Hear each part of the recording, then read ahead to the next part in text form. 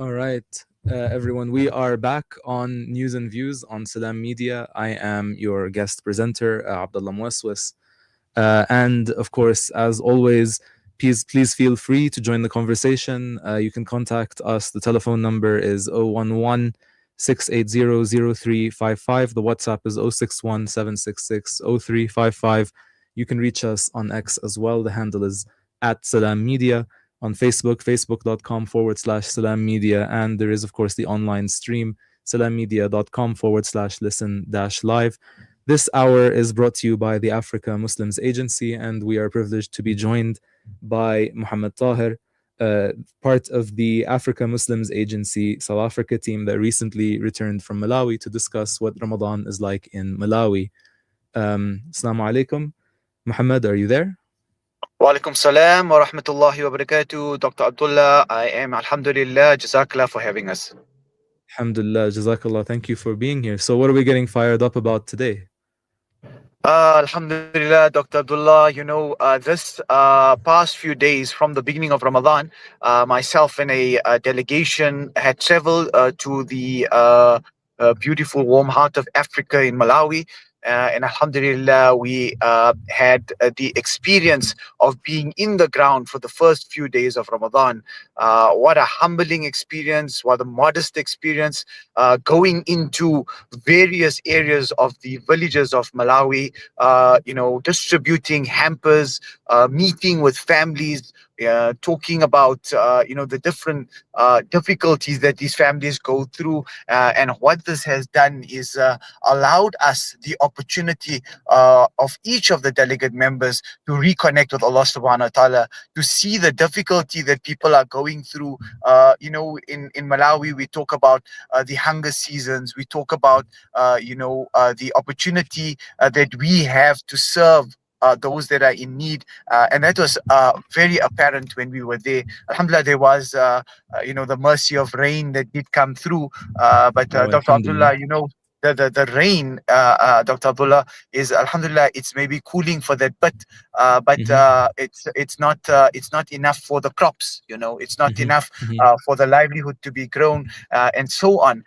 And I think this is where the aspect of the water wells and the boreholes that many people donate to as sadaqatul jariyah showed us the concept of the process, Hmm. of how these water wells and boreholes are now used to nourish the fields, to allow for crops to grow. So, Alhamdulillah, the opportunity that we got to see where water wells existed, and what the situation of the people were compared to where there was no water sources, and what those conditions were, really brought tears to our eyes, Dr. Abdullah. Wow, that's quite a story, and Jazakallah khair. Allah reward you for your efforts and the efforts of your team out there in Malawi.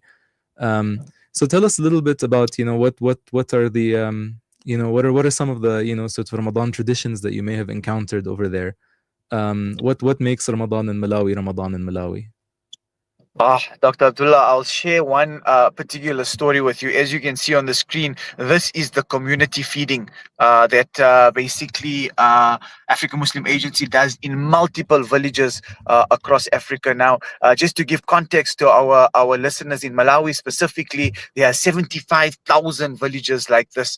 And this gives you the impact of the number of people that are in need of the barakah that we can, work together in order to donate and make a difference to break a fasting person's fast and get that reward, alhamdulillah. So while we were there, we noticed one particular scene where a young girl was sitting and having her iftar, and a very same meal like this, you would see there's be a glass of porridge to break their fast, as well as a plate of what we would call mutton akhni, and these are nutritious meals, and they would eat this, alhamdulillah. And this girl who came and she ate from the plate, and she ate only three quarter, Dr. Abdullah, and she then took off her scarf and put the remainder of that food in her scarf, and she walked away. And we stopped her and we asked her, and we said, my child, why are you doing this? And she says, no, I have to take it home for my parents as well.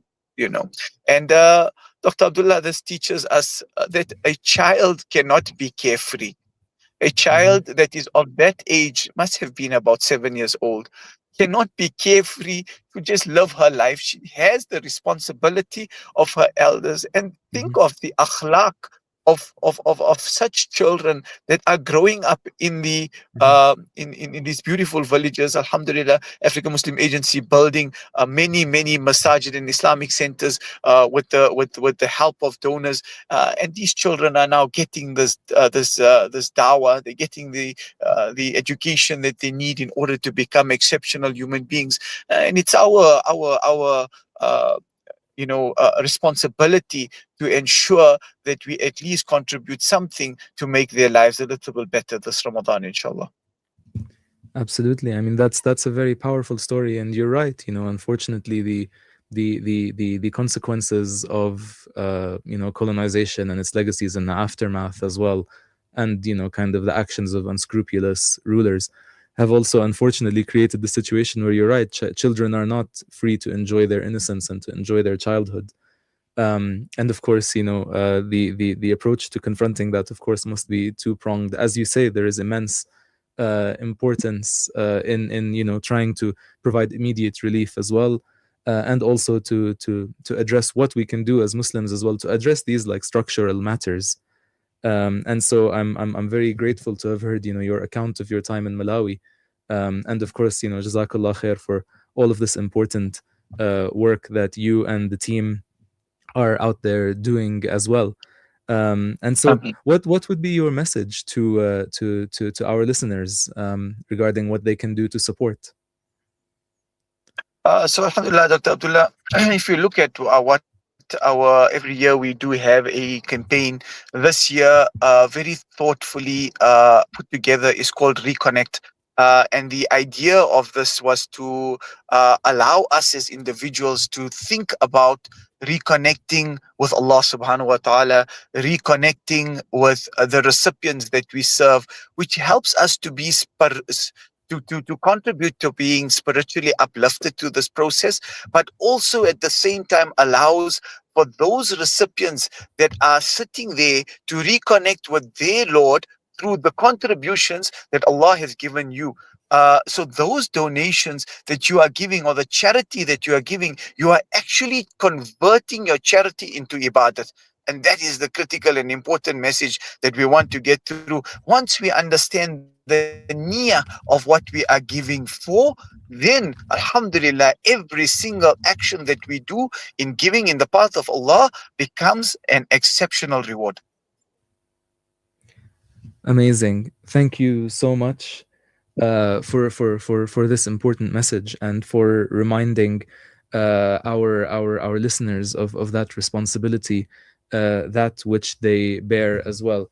And of course, we know that it's important to support our fellow Muslims out there.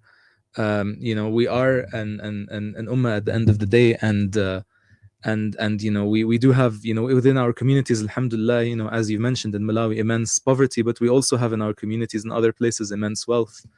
And that's why it's so important as well, for us to stick to those Islamic principles as well of being redistributive in how we approach that. Of course, these arzaq are from Allah, as we know, and in the end we are answerable for them. So I'm very grateful for the fact that you've come onto our show and shared with us an opportunity to kind of answer for our responsibilities with regards to our rizq. Thank you so much. Do you have any more final comments? No, Alhamdulillah, Jazakallah. African Muslim Agency this year, not only in Africa, but 23 countries around the world, inshallah. And we know, Doctor, like you mentioned, there's suffering in many parts of the world, whether Gaza, whether Syria, whether Sudan, and the plight of those. Is something that we should always consider in the bottom of our hearts when we are making these contributions, so that Allah grants them ease, and at the same time, while granting them ease, we're doing for your fellow Muslim brother. May Allah do for you and take away the burdens and difficulties in our own lives as well, inshallah. Inshallah, Ameen. Jazakallah khair. Allah accept your efforts, the efforts of your team as well. Allah accept the fasts and the efforts in bearing with the struggle of our brothers and sisters in Malawi as well, inshallah. Thank you so much, Mohammed Tahir, a member of the Africa Muslims Agency who has just returned from Malawi. Wishing you, inshallah, a pleasant rest of the day, inshallah, and Allah accept our fasts and our efforts.